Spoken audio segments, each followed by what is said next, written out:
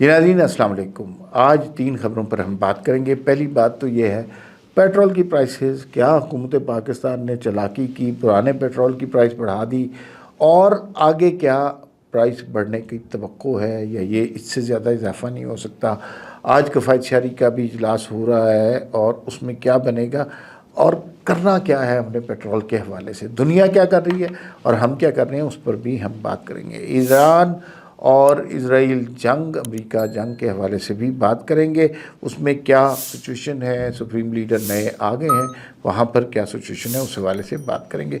और आखिर में इन मुश्किल हालात में पाकिस्तान के लिए एक अच्छी खबर, कल 5G का ऑक्शन हो रहा है। उस 5G के ऑक्शन होने से क्या हमारी सिचुएशन बेहतर होगी, इस पर बात करेंगे। आपसे दरख्वास्त है इस चैनल को सब्सक्राइब कर लें, बेल आइकन को प्रेस कर लें ताकि हर वीडियो बर वक्त आपको मिलती रहे। तो जनाब, पेट्रोल प्राइसेस के हवाले से बात कर लेते हैं जी। हुकूमत ने अचानक 55 रुपये कीमत में इजाफ़ा किया। तारीख़ में कभी इतना ज़्यादा इजाफ़ा नहीं हुआ। इसमें से 20 रुपये उन्होंने लेवी में इजाफ़ा किया, 30 रुपये पेट्रोल की प्राइस में, 35 रुपये पेट्रोल की प्राइस में इजाफ़ा किया। ये वो पेट्रोल था जो पहले स्टोर्स में मौजूद था। इस पे लोग एतराज़ कर रहे हैं कि वो पेट्रोल तो आपने सस्ते दामों ख़रीदा और आपने फ़ायदा सारा पहुंचाया है उसको, जो पेट्रोल वाली कंपनियों को। लेकिन इसमें एक बात है और वो बात समझनी चाहिए। बात ये है कि अगर हुकूमत पुरानी प्राइस वाला पेट्रोल बड़ी प्राइस पर नहीं बेचेगी तो हमारे पास तो इतने पैसे नहीं हैं कि आगे जो पेट्रोल ख़रीदना है उस हवाले से हम पेमेंट कर सकें। तो ये एक साइकिल चलाने के लिए ये चीज़ की गई है, लेकिन आम आदमी की बस हो गई है। बहुत ज़्यादा सिचुएशन तकलीफ दे हो गई है और ये किसी के कंट्रोल में नहीं है। पाकिस्तान की हुकूमत से लोगों को ये एतराज़ है कि हुआ ये कि नेपाल ने 3% प्राइसेस बढ़ाई हैं, इंडिया ने 2% बढ़ाई हैं, किसी ने 3%, चाइना ने 4% बढ़ाई हैं, पाकिस्तान ने 20% प्राइसेस बढ़ा दी हैं।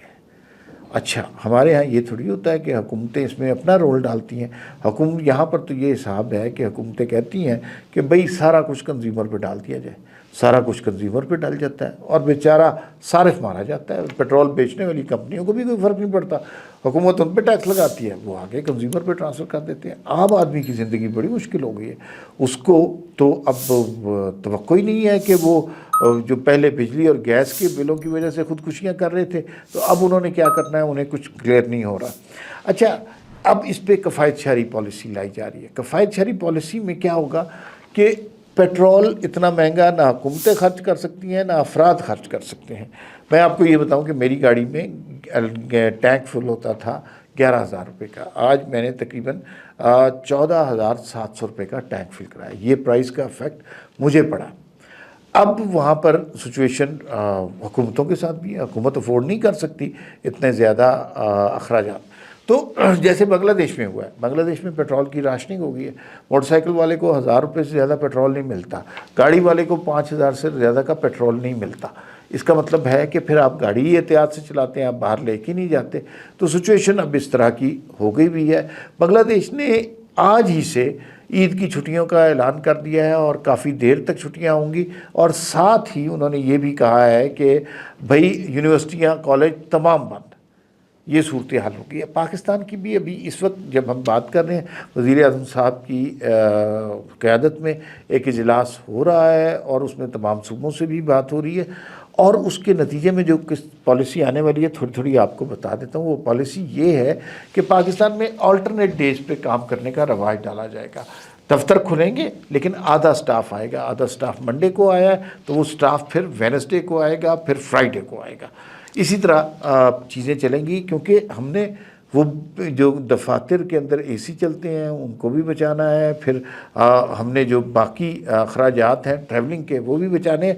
लिहाजा अल्टरनेट डेज़ का फ़ैसला हो रहा है। छुट्टियों की तादाद में इजाफ़ा हो सकता है कि आज ही से ईद की छुट्टियां अनाउंस हो जाएं या ईद की एक्सटेंडेड छुट्टियां हों, ईद से पहले भी और ईद के बाद भी छुट्टियां, और तवक्को कर रहे हैं कि ये क्राइसिस ख़त्म हो, इसलिए कि ये क्राइसिस बहुत बड़ा हो गया, किसी भी कंट्रोल से है।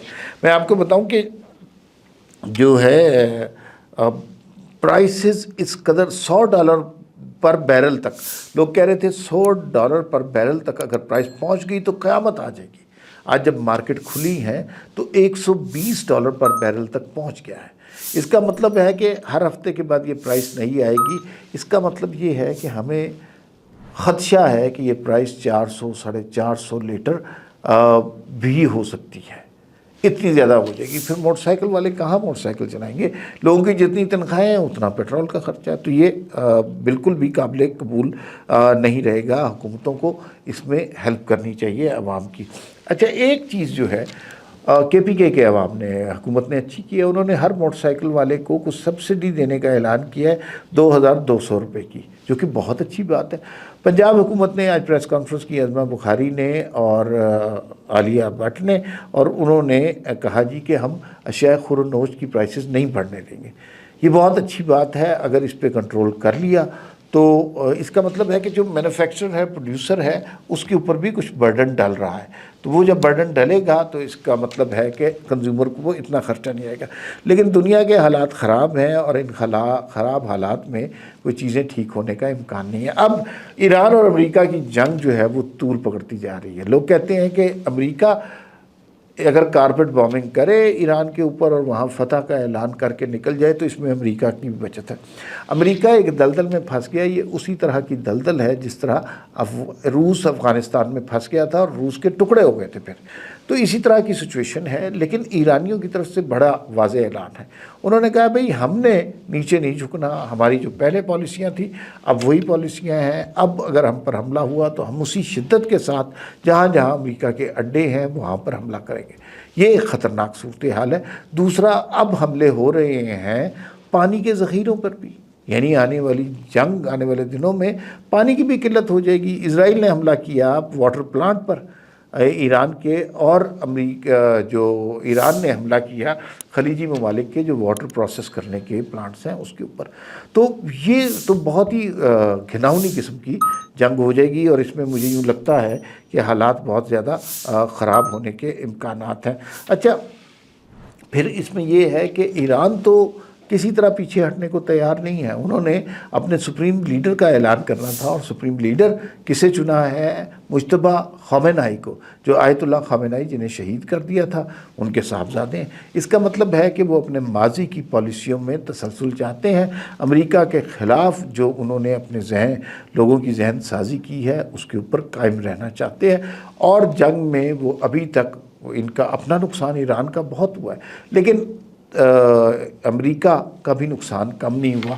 اسرائیل اور امریکہ کو ڈیلی اربوں ڈالر کا نقصان ہو رہا ہے اس جنگ میں آ کے، کیونکہ سٹاک مارکیٹس، آئل پرائسز یہ وہاں کی بھی تباہ ہو گئی ہیں، اور کوئی بھی ڈونلڈ ٹرمپ کے اس اقدام سے خوش نہیں ہے. لیکن دنیا میں چونکہ اب 2 سپر پاور نہیں رہی، روس نہیں رہا، ایک سپر پاور ہے، تو اس وجہ سے کوئی ڈونلڈ ٹرمپ کو روک ہی نہیں رہا. نہ روس روک رہا ہے، نہ چین روک رہا ہے، نہ مسلم امہ روک رہی ہے، نہ یورپین یونین روک رہی ہے. تو سارے بس ایک پاگل بدمست شخص کی حرکتوں کو دیکھ رہے ہیں. اور اگر اس نے یہ جنگ اس لیے کی ہے کہ ایپسٹین فائل میں اس کا نام آیا تھا، اس سے لوگوں کی توجہ ڈائیورٹ کرنے کے لیے اس نے یہ جنگ شروع کر دی ہے، تو امیجن کیجئے کتنا ظالم آدمی ہے. اپنے جرم چھپانے کے لیے اس نے پوری دنیا کو تباہ کر دیا. لیکن کچھ بیانات ایسے آئے ہیں ڈونلڈ ٹرمپ کے کہ ہم جب چاہیں گے اس جنگ کو بند کر دیں گے، اور اسرائیل کی مدد سے ہم اس جنگ کو بند کریں گے.